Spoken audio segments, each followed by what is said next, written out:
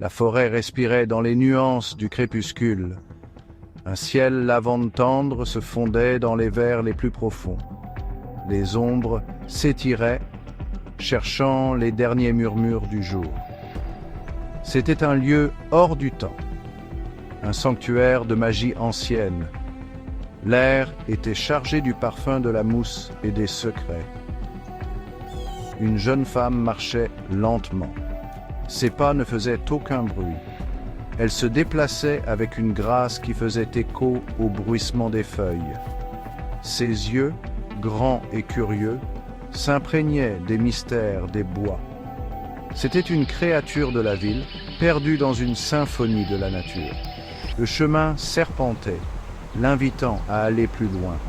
La femme suivit, attirée par une force invisible. La forêt l'accueillit, une symphonie de murmures et de soupirs.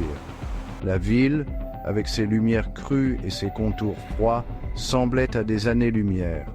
Ici, il n'y avait que la douce lueur du crépuscule et la promesse de quelque chose d'extraordinaire. Une lueur d'or attira son regard. À moitié caché sous un tapis de feuilles mortes, se trouvait un médaillon. Il palpitait d'une douce lumière interne. Elle tendit la main, ses doigts effleurant le métal froid. Le médaillon était ancien, gravé de symboles qui semblaient se déplacer et changer. Au moment où ses doigts se refermèrent autour de lui, la forêt s'anima. La lumière du médaillon s'intensifia, baignant la clairière d'une lueur éthérée.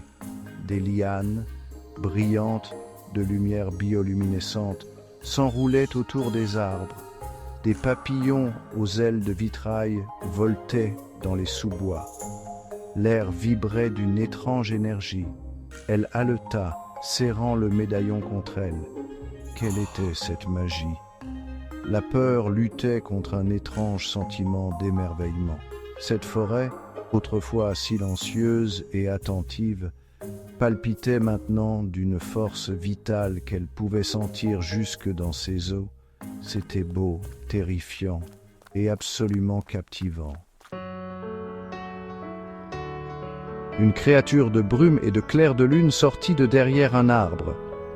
Elle miroitait, prenant la forme d'un magnifique cerf argenté. Ses yeux détenaient la sagesse des âges. La femme le regarda sans voix, tandis qu'il inclinait la tête dans un salut silencieux. D'autres créatures émergèrent des ombres. Un lutin, espiègle avec des ailes de gaz et un rire comme des clochettes tintinabulantes, dansait autour d'elle. Un vieux hibou sage, aux plumes couleur crépuscule, l'observait avec des yeux connaisseurs. Chaque créature semblait incarner un aspect d'elle-même, sa joie, sa peur, sa force tranquille. Elles ne parlaient pas avec des mots, mais leurs émotions résonnaient en son âme. Leur présence était un miroir, reflétant ses propres profondeurs cachées. Elle vit sa propre vulnérabilité dans les ailes tremblantes d'un colibri, son propre esprit farouche dans les yeux d'un minuscule dragon formé de lucioles. Alors que la nuit s'approfondissait, elle erra à travers la ménagerie mystique.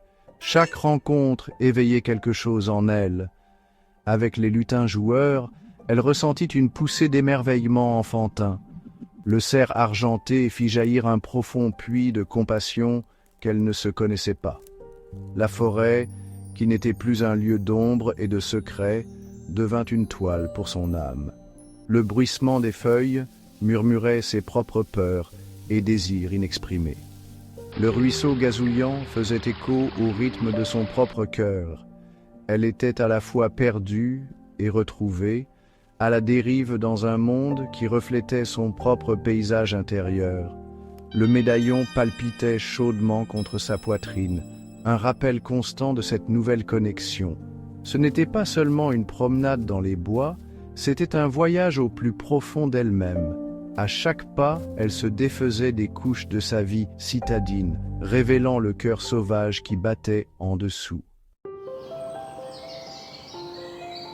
L'aube approchait, peignant le ciel de douces teintes de rose et d'or. Les créatures de la nuit commencèrent à s'estomper, retournant dans les ombres d'où elles venaient. La femme se tenait au cœur de la forêt, baignée par la lumière dorée du soleil levant. Elle n'était plus la même personne que celle qui était entrée dans ces bois. Le médaillon brillait encore faiblement dans sa main, mais sa lumière n'était plus nécessaire.